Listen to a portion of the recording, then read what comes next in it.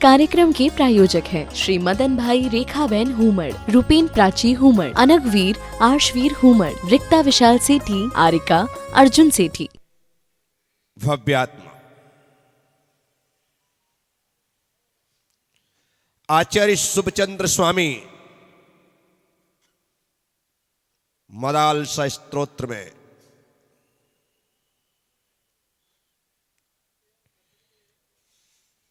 लोरी के माध्यम से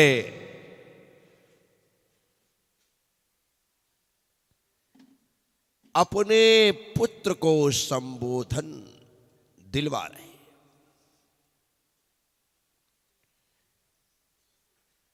वे कहते हैं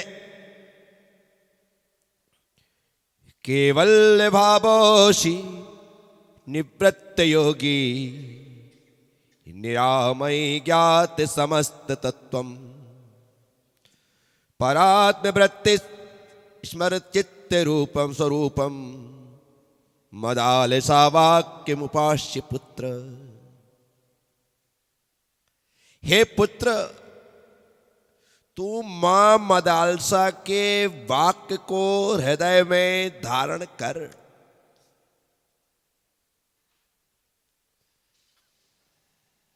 क्या है वाक्य?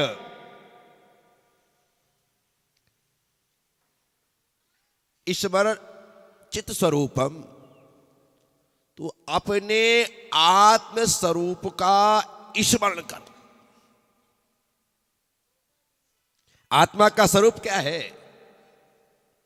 हमारा जितना परिचय है शरीर से है, क्योंकि शरीर हमें दिखाई देता है और जो दिखाई देता है वो जड़ है, जो दिखाई देता है वह अचेतन है, जो देखता है वो चेतन है। देखने वाला दिखता नहीं है और दिखने वाला देखता नहीं। क्या? देखने वाला और दिखने वाला देखता नहीं। अब जो दिखता है वो देखता नहीं और जो देखता है वो दिखता नहीं। और आचार्य कहते हैं जो दिखता नहीं है उसे देख। ये भी बड़ी कठिन बात करते। जो दिखता नहीं है उसे देखना है। बोले कैसे देखो? बोले आंख से। बोले दिखता नहीं है, बोले उपचार करवा। क्या कहते हैं?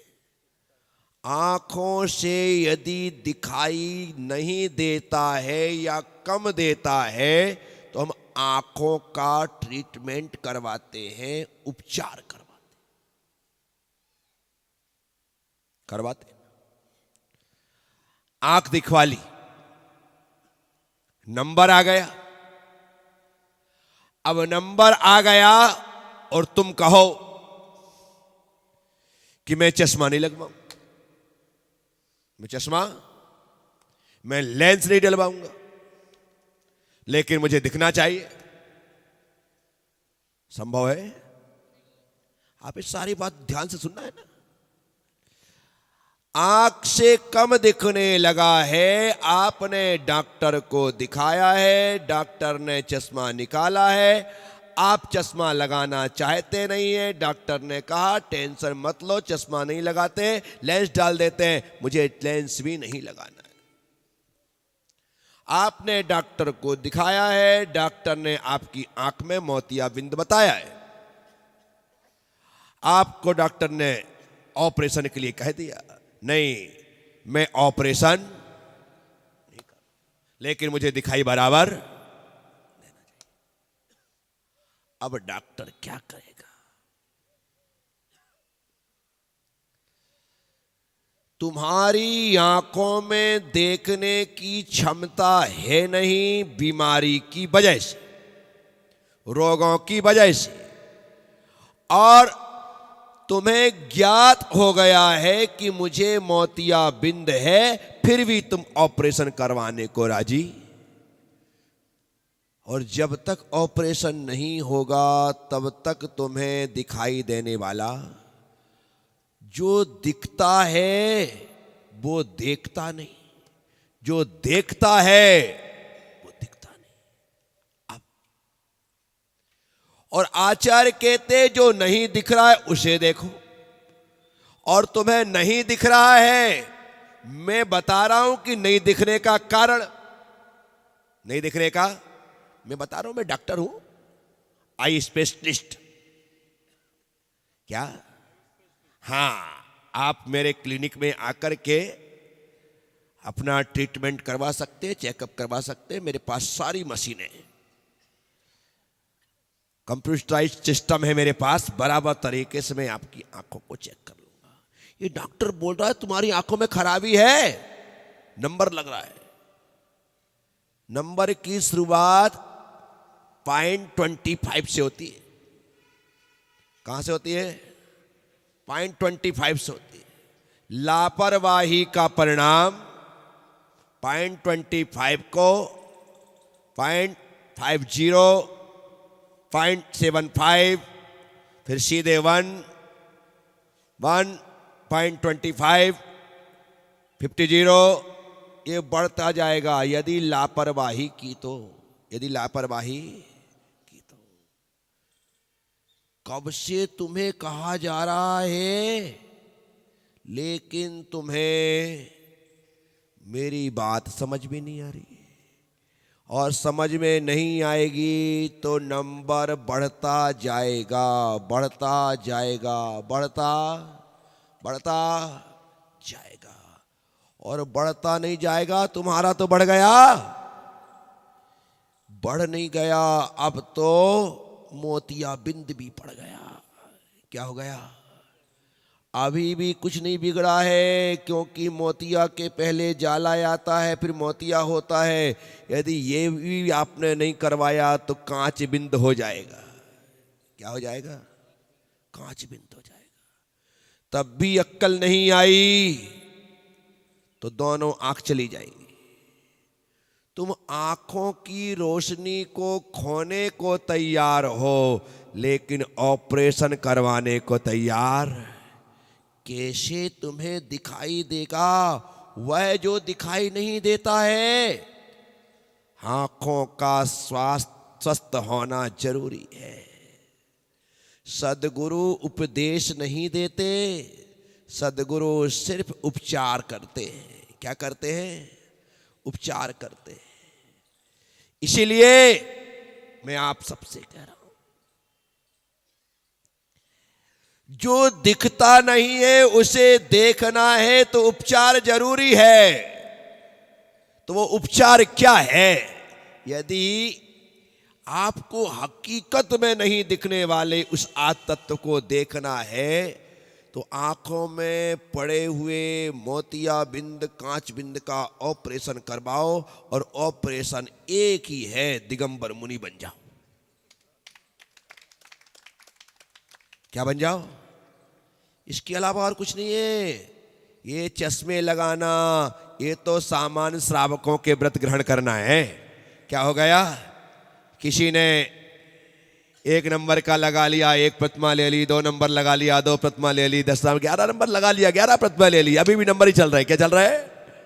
लेकिन जैसे ही जो बीमारी थी हमने खत्म की, कपड़े उतार करके दिगंबर हो गए। अब कहते हैं कि आप जो नहीं दिखता है उसे देखने की योग्यता पा चुके हैं, उसे देखने की योग्यता पा चुके हैं।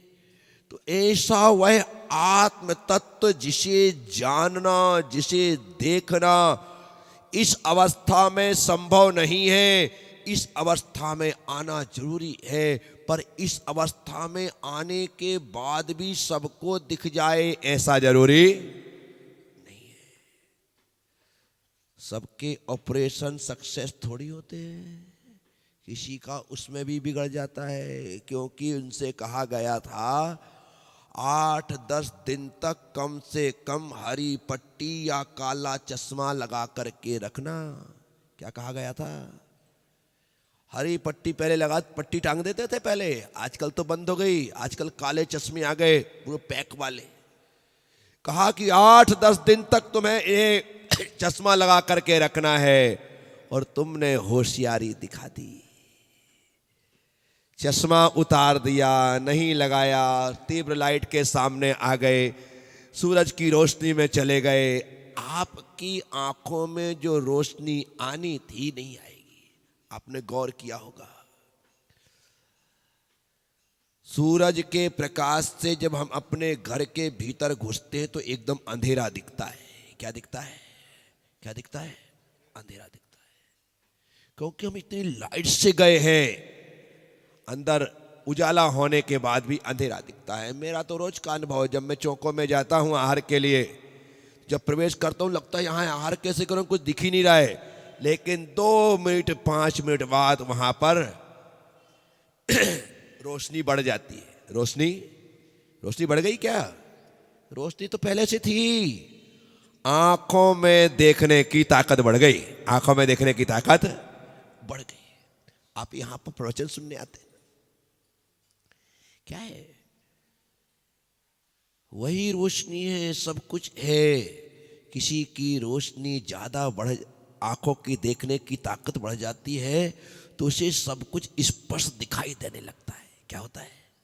सत्संग का सबसे बड़ा फायदा यही है कि हमें सत्संग में आकर के भगवान दिखाई देने लगता है, परमात्मा दिखाई देने लगता है, और जिसे परमात्मा दिखाई देने लगता है आने वाले समय में उसे अपनी आत्मा दिखाई देने लगती है। ये प्रक्रिया है, पर दिखेगा यहीं पर आकर के।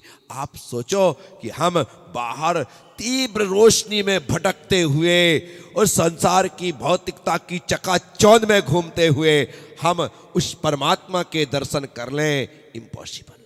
आत्मा के दर्शन कर लें, इम्पॉसिबल। आपको सत्संग में आएंगे, परमात्मा का बोध मिलेगा, स्वरूप जानोगे, लक्षण समझोगे, तब जाकर के काम होगा, तब जाकर के। अभी तो हमारे मन में स्थिरता ही नहीं है, सच्चे जिन शासन के प्रति वो श्रद्धान ही नहीं है। हम तो उन लोगों में अपना नाम दर्ज करवा चुके हैं, गंगा गए तो गंगा दास, जमुना गए तो जमुना दास। कितने लोग अभी प्रयाग जा रहे हैं, कितने लोग स्नान करने, अरे घर के साफ पानी में नहा ले, क्या कितने लोग जा रहे हैं। मैं उनकी आस्थाओं पर चोट नहीं पहुंचाता हूं, लेकिन आप यदि कुंभ में स्नान करने जा रहे हैं, जाएं, डुबकी एक नहीं 108 लगाएं, जितनी डुबकी लगाएं उतने पाप भी छोड़ करके आए तो आप पाप मुक्त हो सकेंगे। खाली डुबकी लगाने से पाप मुक्त नहीं होंगे। नारायण श्री कृष्ण से जब पंच पांडवों ने कहा कि युद्ध हो चुका है, सब कुछ समाप्त हो गया है, अब सोचते हैं इस पाप को धोने के लिए हम तीर्थ यात्रा कर लें, प्रभु आप भी हमारे साथ चले तो बड़ा अच्छा होगा। तब नारायण श्री कृष्ण ने कहा, इस काल में बहुत सा समय लग गया है, इस कारण से मैं तुम्हारे साथ तीर्थ यात्रा पर नहीं जा सकता, लेकिन एक काम करो, ये तुमड़ी अपने साथ लेकर के जाओ, मेरा प्रतिनिधित्व करेगी ये, जहां भी जाओगे वहां दर्शन कराना, वहां नदियों में डुबकी कराना। बोले वाह प्रभु, आप ना सही आपका प्रतिनिधित्व करेगी। हमें बड़ी खुशी हुई, आशीर्वाद लेकर के पांडव गए, सारी यात्रा की, हर नदियों में स्नान किया, वो तुमड़ी को भी उन्होंने स्नान करवाया, वापस लौट करके आए। कहा है आपके आशीर्वाद और कृपा से बहुत अच्छी यात्रा हो गई है, आपके प्रतिनिधि के रूप में इसे लेकर के गए थे, आप इसे स्वीकार करें। नारायण श्री कृष्ण उस तुमड़ी को वापस लिया कि भाई देखो तो सही कितनी पवित्र होकर के आई है। मैं नहीं कह रहा हूं, हिंदू शास्त्र कह रहे हैं, लेकर के नारायण श्री कृष्ण ने रसोइयों को बुलाया, कहा कि देखो ये गंगा स्नान करके आइए, सारी नदियों में डुबकी लगा के आइए, आज तो इसी का भोजन बनेगा। और उसकी सब्जी बनवाई गई और पांचों पांडवों के साथ नारायण श्री कृष्ण स्वयं भोजन के लिए बैठे। लेकिन जैसे ही लोगों ने उस तुमड़ी की सब्जी को मुंह में डाला, छी छी कर ले, इतनी कड़वी इतनी कड़वी इतनी कड़वी कि पूछो मत, सबने छोड़ दिया। क्या हुआ? प्रभु बहुत कड़वाहट है, खाई नहीं जाती।